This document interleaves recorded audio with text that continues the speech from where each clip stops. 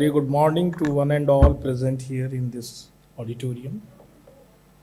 It's a great pleasure for me to share the dais with such a uh, veteran and stalwart personality in this media education, Professor Nagraj. And many thanks to the organizers and especially Professor Padi for this opportunity. Uh, I am only the speaker in the panel. Coincidentally, I have to shoulder the responsibility of other speakers. Uh, as far as the topic, this digital media regulation in India is concerned, this is one of the most complex and ongoing process, evolving process in the context of the media regulation. And this is one of the most complex topic, not only because of the complexity or the dimensions of this topic, because this is also in the list of the topics given by Professor Padi. So Professor Padi usually gives the complex topics and complex issues to talk about. Uh, Digital media regulation uh, has some history, some background. So let me start with the background of this issue. We know very well that in India, to regulate the print media, to regulate the electronic media, we have certain organizations. We have the Press Council of India for print media. We have the News Broadcasting Association for this TV channels, TV broadcast news. But for the digital media, so far we don't have any such organization, such systematic setup actually. And in the last few decades, we know very well this expansion or the rapid spread of this social media in all the spheres of our life has raised some concerns, has grown some concerns regarding the dignity, regarding our life, our social life, our cultural life, and all. So, in all the dimensions, this social media has intuited, and it has impacted our all the spheres of life deeply. And there are the instances, there are the cases wherein the spread of this harmful and the offensive content has led to the crime, violence, and unrest in our society. So many instances, so many cases have been observed in our country, and the government of India was very much concerned about these issues, these cases. And that is why the government of India came with some rules that is known as the IT Rules 2021, which is Intermediary Guidelines and Digital Media Code of Ethics. So in 2021, the government of India came with the idea of the regulation of this digital media. And let me share 2-3 guidelines, important guidelines of this act or these rules. That is, one is that because before this 2021, this IT rules, there was some amendments in the IT Act in this 2011, but there was the Section 79, and this Section 79 provides the immunity to all these intermediary giant tags, all these platforms like Facebook, WhatsApp, Twitter, and all. And according to 79, the second Section 79, these giant tags are not responsible, not accountable for any flow of this flow and the creation of this offensive and the harmful content over the platform. But in 2021, when the government introduced this IT rules, uh, one of the guidelines is that these intermediary, the tech giants, are the responsible, accountable for the flow and the creation of this harmful and offensive content, and they will have to take the responsibility. So the intent behind this regulation is to make these platforms more responsible, more accountable for such a sensitive information, such as sensitive content is spreading in the society and the communities. Another guidelines is that these tech giants, these companies do not have any grievance redressal mechanism system. So they will have to set up, they will have to organize a grievance redressal mechanism. For that, they will have to appoint a competent officer who will address the complaints of the users, and if there is the complaint by some user, these companies will have to take down this content within the 36 hours of this complaint. So these are some guidelines of this digital media regulation uh, rules, which was introduced in 2021.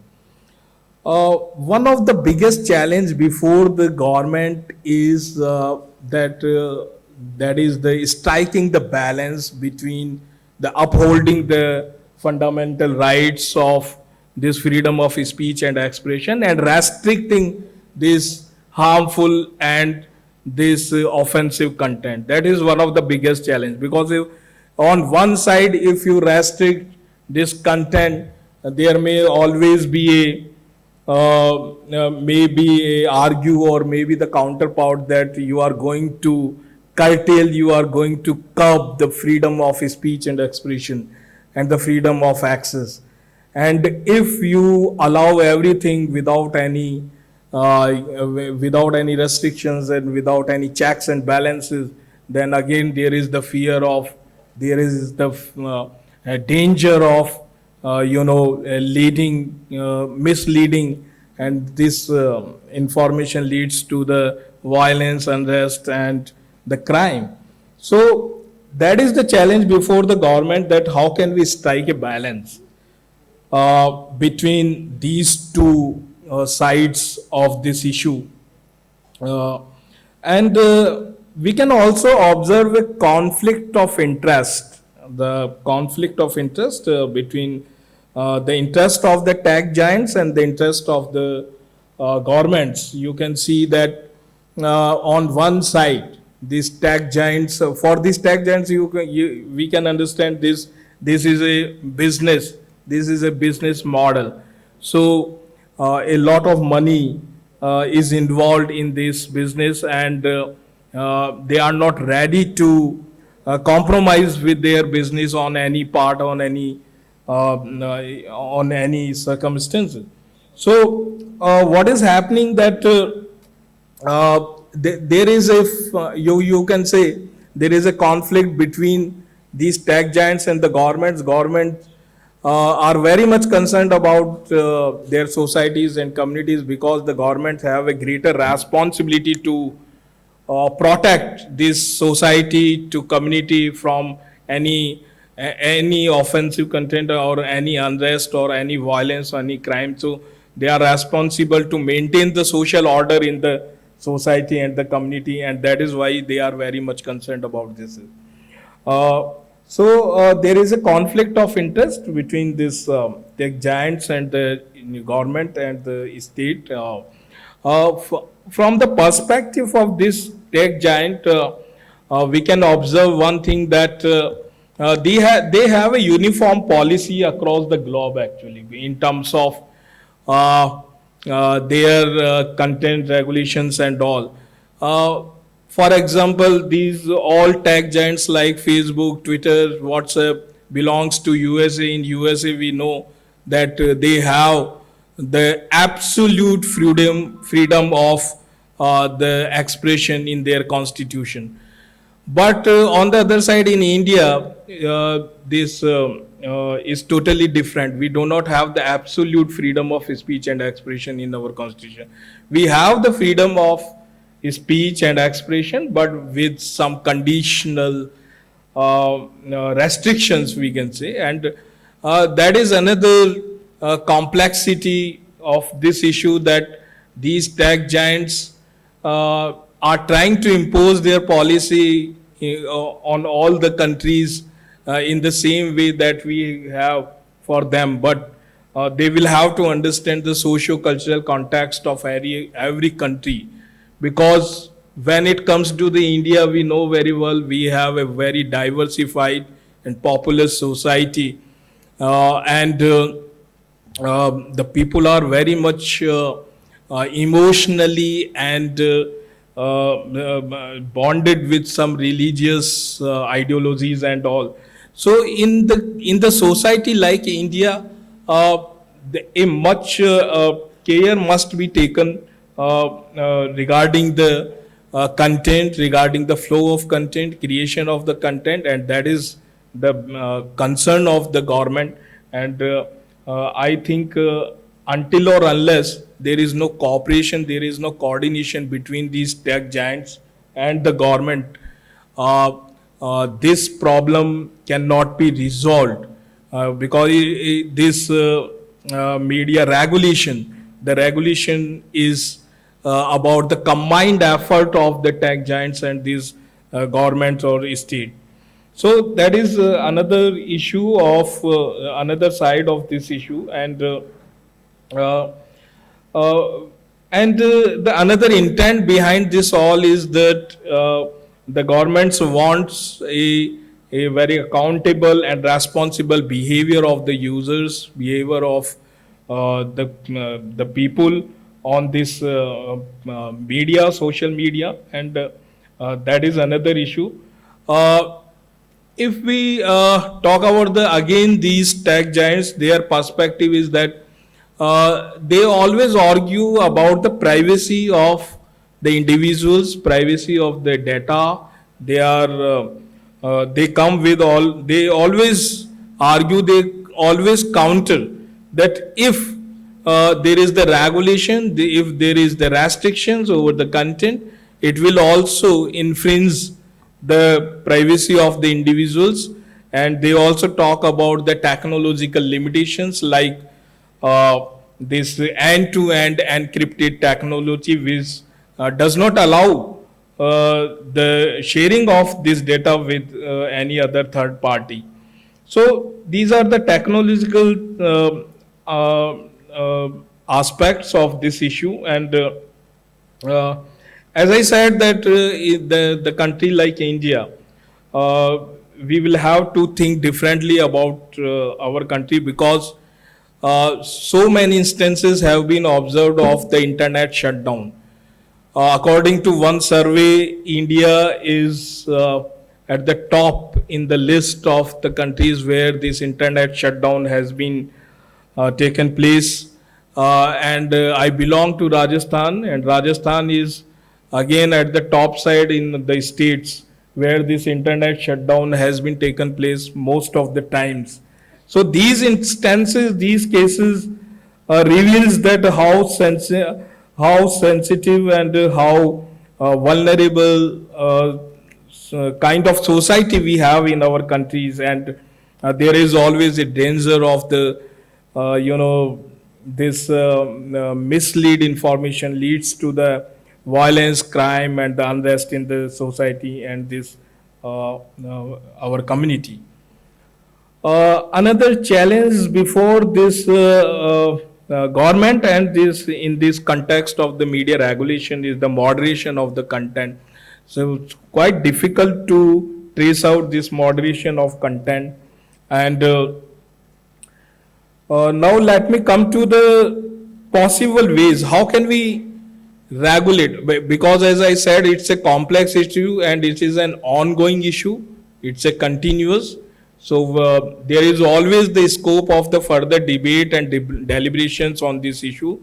And at the moment, nobody can expect the concrete solutions, concrete answers of the questions related to this issue, but yes, we can talk about some of the possible ways to regulate or to address the issues in this digital media regulation. For example, we can talk about the collaborative approach in which uh, this might entail the social media platforms collaborating with the government, civil society groups, other stakeholders to create a set of best practices and rules for controlling harmful content on these platforms. Stakeholders may uh, collaborate to produce more effective and nuanced solutions that took into consideration the complexities of the social media. So this collaborative approach may one of the possible way to go into this direction of the regulation, and we can strike a balance in this all. Another way is that we will have to ensure the transparency. So another option is to promote transparency about how social media firms work. This might entail compelling business to reveal more information about their algorithm and data gathering techniques, as well as giving users more choice over how their data is utilized.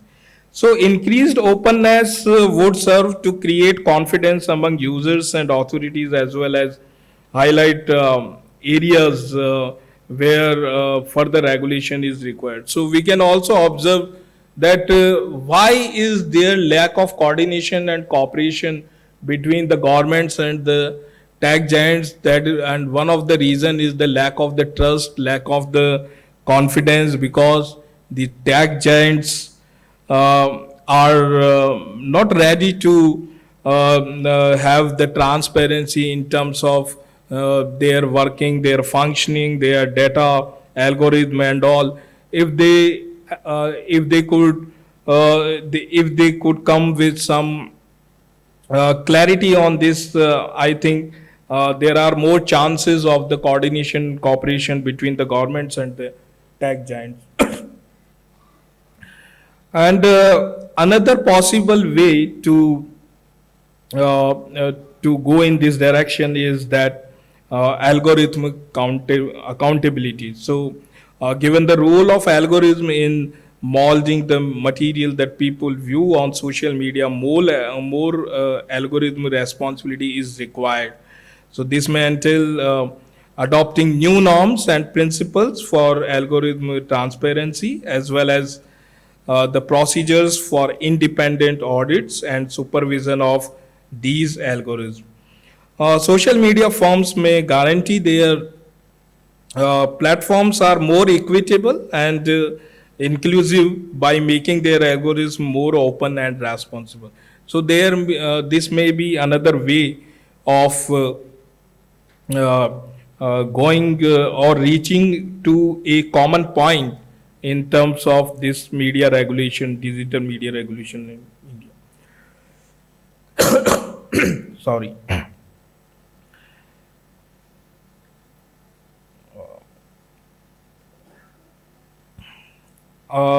We can also talk about few more possible options, possible ways to regulate the media regulation, media in this context. So, multi-stakeholder governance. So, on the part of the governance, we can see more multi-stakeholder governance methods to social media regulation are required.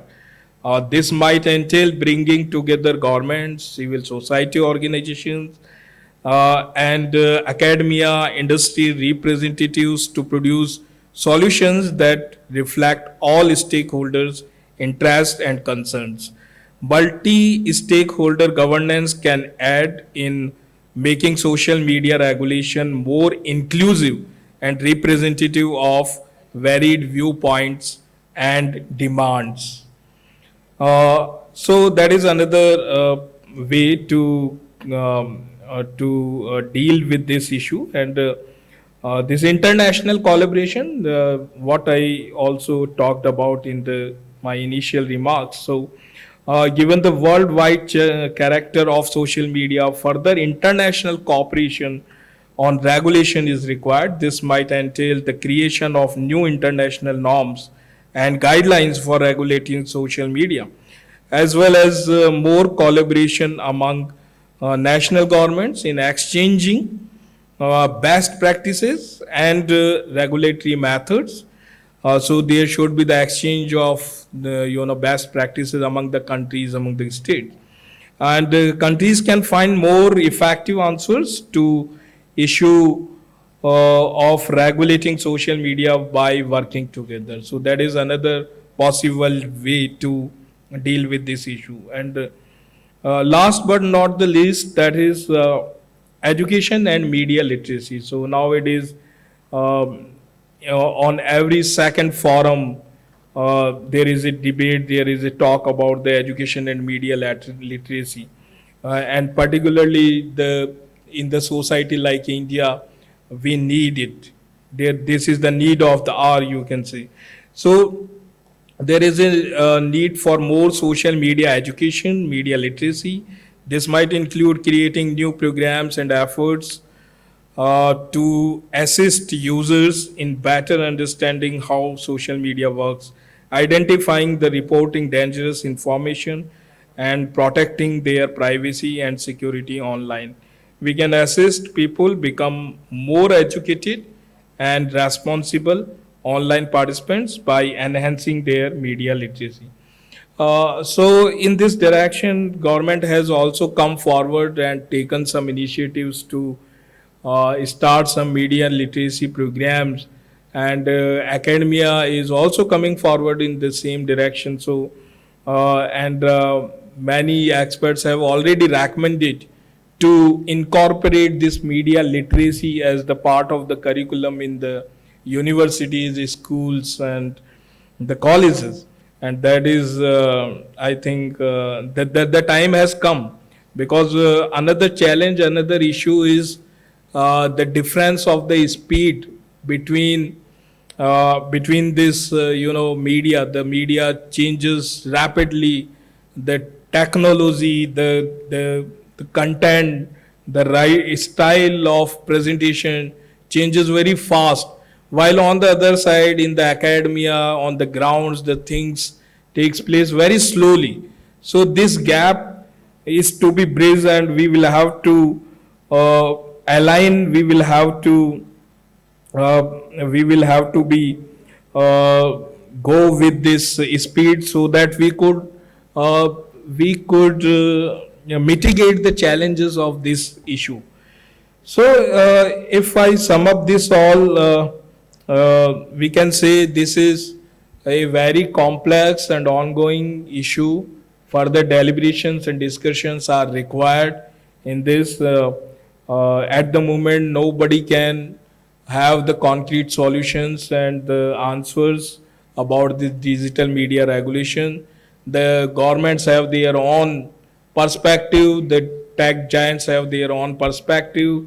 There is the conflict of interest, and there is also some technological issues in this.